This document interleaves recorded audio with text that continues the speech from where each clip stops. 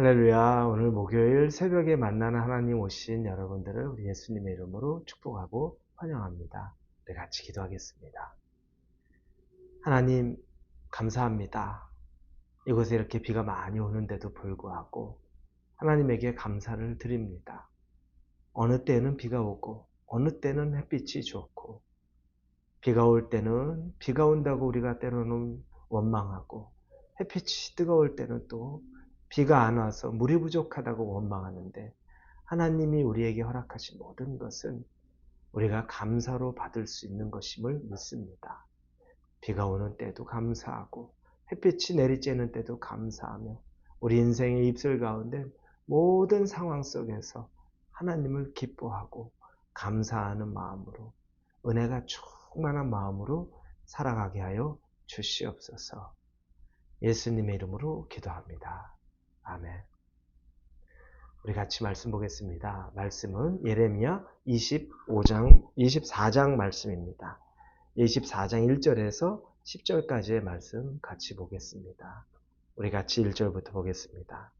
바벨론의 느부갓네살 왕이 유다 왕 여호야김의 아들 여고냐와 유다 고관들과 목공들과 철공들을 예루살렘에서 바벨론으로 옮긴 후에, 여호와께서 여호와의 성전 앞에 놓인 무화과 두 광주리를 내게 보이셨는데, 한 광주리에는 처음 익은 듯한 극히 좋은 무화과가 있고, 한 광주리에는 나빠서 먹을 수 없는 극히 나쁜 무화과가 있더라.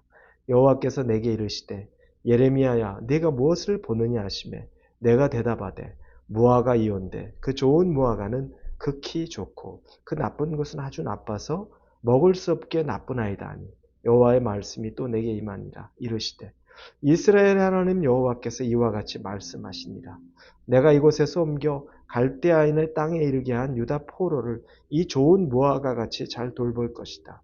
내가 그들을 돌아보아 좋게 하여 다시 이 땅으로 인도하여 세우고, 헐지 아니하며 심고 뽑지 아니하겠고, 내가 여호와인 줄 아는 마음을 그들에게 주어서 그들이 전심으로 내게 돌아오게 하리니, 그들은 내 백성이 되겠고 나는 그들의 하나님이 되리라. 여호와께서 이와 같이 말씀하시니라.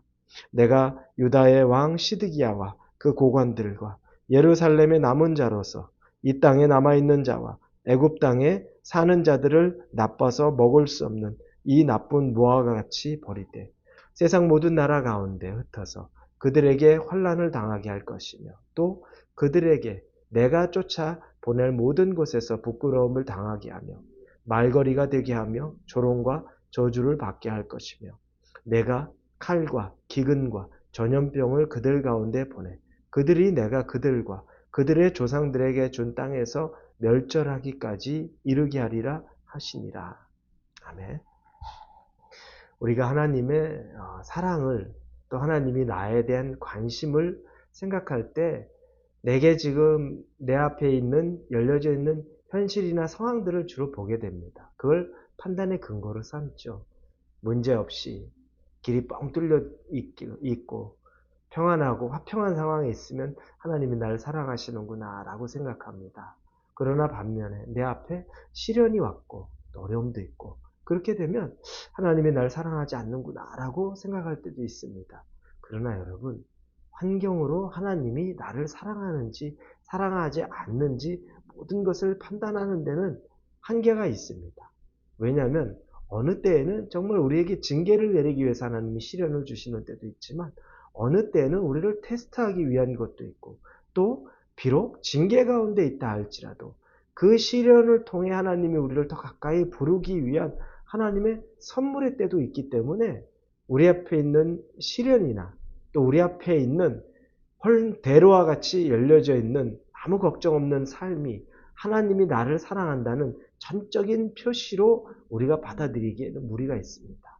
단지 우리가 그걸 받아들이는 것은 이미 2000년 전에 우리를 위해 예수 그리스도를 보내주셨던 당신의 그 외아들, 독생자를 죽이기까지 우리를 사랑하셨던 그 사랑의 표현으로 이미 다 입증됐다는 것을 반드시 믿으시기 바랍니다. 오늘 본문에 예레미야는 한 가지 환상을 봅니다. 그 환상은 두 개의 광주리 속에 담겨져 있는 각각의 무화과 나무 열매들입니다. 두 광주리가 여호와의 성전 앞에 놓여 있는데 그 광주리 안에는 무화과 나무들이 들어 있습니다. 한 광주리의 무화과 나무는 굉장히 싱싱합니다. 그래서 즉시 먹을 수 있습니다. 반면에 다른 광주리에 있는 무화과 나무는 완전히 상태가 썩어서 먹을 수 없게 당장 버려야 되는 그런 상태의 무화과 열매가 있습니다. 이 두 광주리의 무화과 열매를 예레미야가 환상 가운데 보게 되는데 하나님이 예레미야에게 묻습니다. 네게 무엇이 보이느냐? 예레미야가 자기가 본 것을 그대로 말합니다.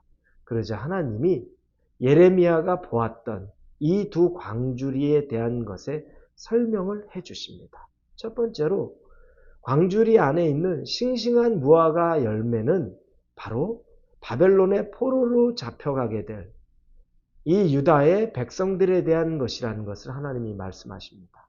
반면에 다른 광주리에 썩어져 있는, 썩어서 못 먹게 되는 그 무화과 열매는 이 유다에 남아있는 사람들과 애굽으로 피해버린 그 사람들을 이야기합니다. 근데 우리가 생각해 보면 이거 make sense 하지 않는데요 라고 할 수 있습니다. 왜냐하면 하나님이 유다의 죄악을 보고 그들을 징계하고자 바벨론의 포로로 70년 동안 잡혀있을 거라고 선포하셨고 포로로 끌려가야 된다고 말합니다. 그럼 결국 죄가 있고 죄값을 치르는 사람들입니다. 그런데 죄값을 치르는 그 사람들이 왜? 싱싱한 무화과 열매. 그래서 하나님이 볼 때는 그들은 더 깨끗한 열매처럼 보게 된다는 것. 이게 이해가 안 가죠.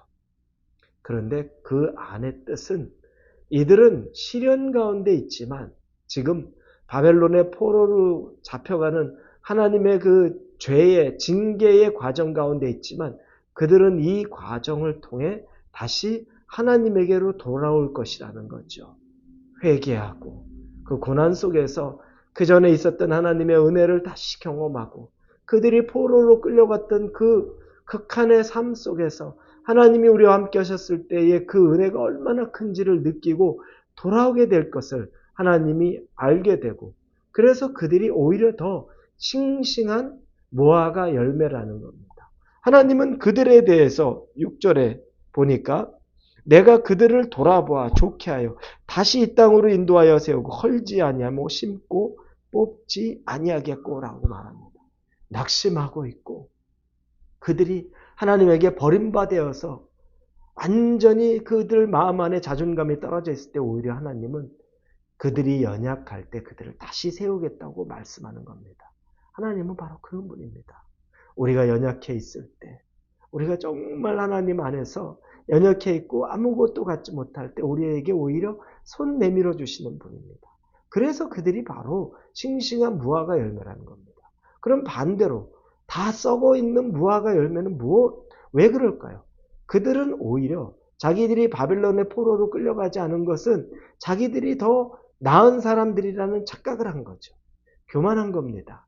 자기는 죄가 별로 없다고 생각했을 수 있습니다. 다행이다라고만 생각합니다. 그리고 하나님의 뜻에 바벨론의 포로로 끌려가라라고 말하는 것을 거부하고 애굽으로까지 도망가서 숨었습니다. 자기 의지로 그렇게 했죠.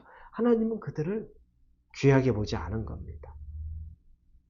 하나님이 우리의 잘못에 대해 직면하게 만드는 것을 직면하지 않고 이리 숨고 저리 숨고 여러분 그걸 하나님은 기쁘게 보지 않는 겁니다.